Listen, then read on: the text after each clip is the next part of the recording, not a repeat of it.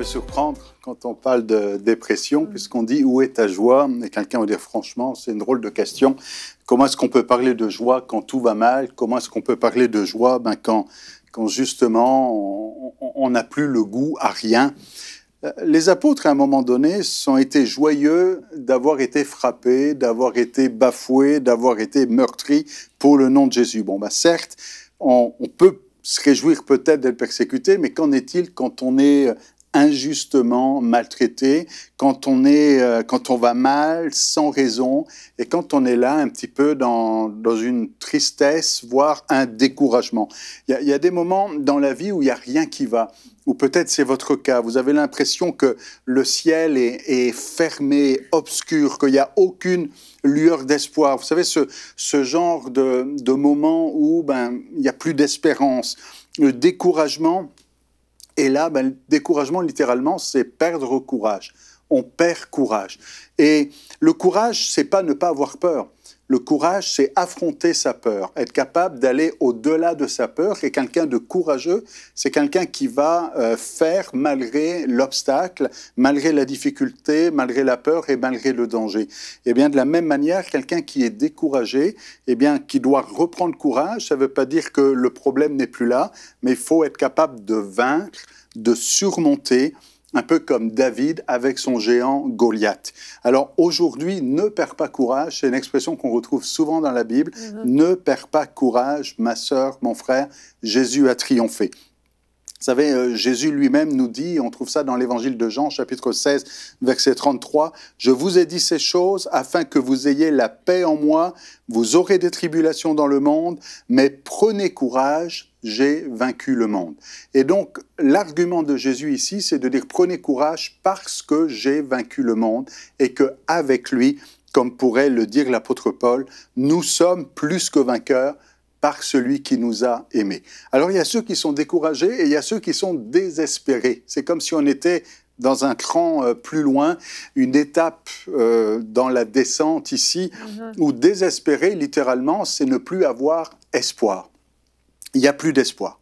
On est tellement découragé qu'on arrive à un point où on devient désespéré, plus d'espoir. La tristesse envahit le cœur désespéré, il n'y a plus de lumière, il n'y a que de la noirceur, et il n'y a même plus l'idée on pourrait peut-être s'en sortir, qu'il y aurait une lueur d'espoir. On est là dans un état désespéré. La tristesse dépressive, c'est ainsi des fois que certains professionnels parlent de dépression. La tristesse dépressive, eh bien, c'est une douleur morale qui engendre une profonde souffrance. Il y a une souffrance ici dans cette tristesse-là. Peut-être vous connaissez quelqu'un qui passe par des moments ainsi, tels, ou peut-être c'est vous-même. Et comment est-ce qu'on peut s'en sortir? La tristesse peut atteindre tout homme. Le problème n'est pas forcément la tristesse. La tristesse en soi, c'est qu'un état. Jésus lui-même est passé par la tristesse. Souvenez-vous quand Marc nous dit que Jésus va, donc Marc 14, 34, Jésus dit « Mon âme est triste jusqu'à la mort ». Mais il ne reste pas dans cette tristesse-là. La tristesse, c'est quelque chose qui ne doit pas être un état de vie, mais qui doit être surmonté. Et évidemment, le contraire de la tristesse, c'est la joie.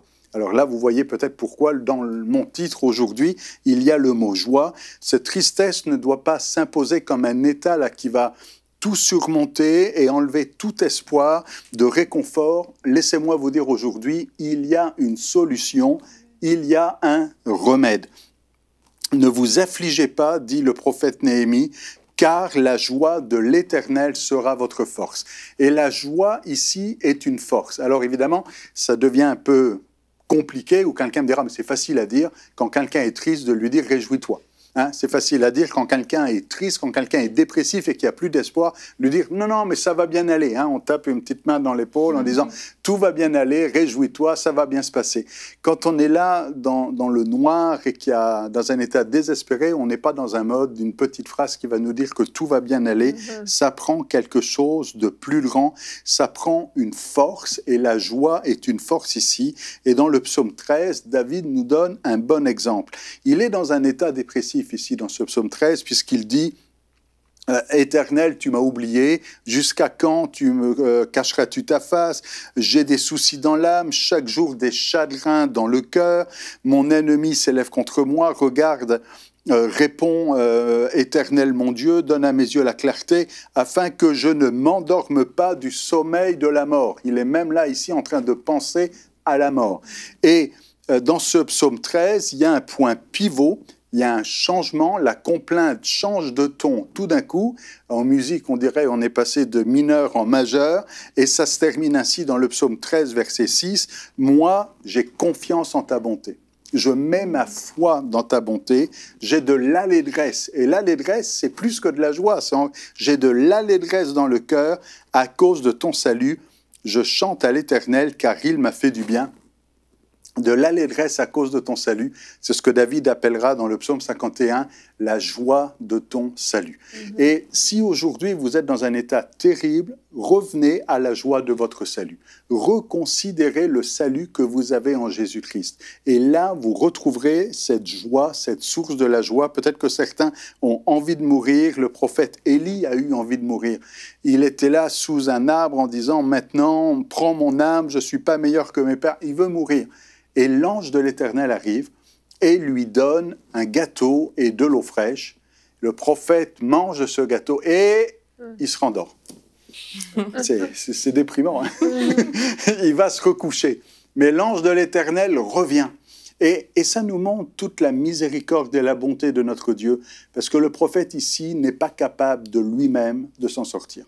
Il n'y a personne qui peut venir lui dire « Allez, Élie, là, quand même, relève-toi, ressaisis-toi. » Vous savez, c'est le genre de petite phrase qu'on entend souvent, hein, « Ressaisis-toi, là, fais un effort. » Non, non, Élie a besoin d'un repas surnaturel.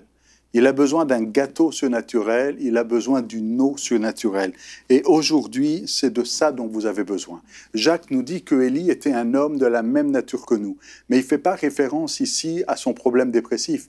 Il fait référence à ses moments de victoire. Alors aujourd'hui, l'ange de l'Éternel est celui qui veut vous encourager. Dieu est patient à votre égard et il y a un miracle pour vous. Et quelqu'un va dire, mais c'est quoi le remède? Comment ça marche? Eh bien, le remède, c'est de se tourner vers Dieu. Le remède, c'est de trouver en lui la joie qui sera votre force et qui va surmonter votre tristesse. Et je conclus, parce que là, je vois Yveline qui dit, bon, c'est interminable cette pensée. Et je conclus avec le psaume. C'est une conclusion de pasteur, hein, ça prend du temps. Une conclusion avec le psaume 33, où David peut dire que les malheureux écoutent. Que les malheureux écoutent. Et là, je pèse les mots. Hein. Et se réjouissent. Le malheureux se réjouit. Exaltez avec moi, célébrons tous son nom. J'ai cherché l'Éternel, il m'a répondu. Il m'a délivré de toutes mes frayeurs. Et j'insiste sur le verset 6. Quand on tourne les regards vers lui, on est rayonnant de joie. Alors aujourd'hui, il n'y a pas grand-chose à faire si ce n'est qu'à tourner les regards vers lui. Il n'y a pas grand-chose à faire si ce n'est qu'à considérer la grandeur de son salut et laisser la lumière de son salut venir réchauffer votre cœur et vous redonner de l'espoir. Retrouvez la suite de ce programme dans l'émission Bonjour chez vous sur ENCI TV.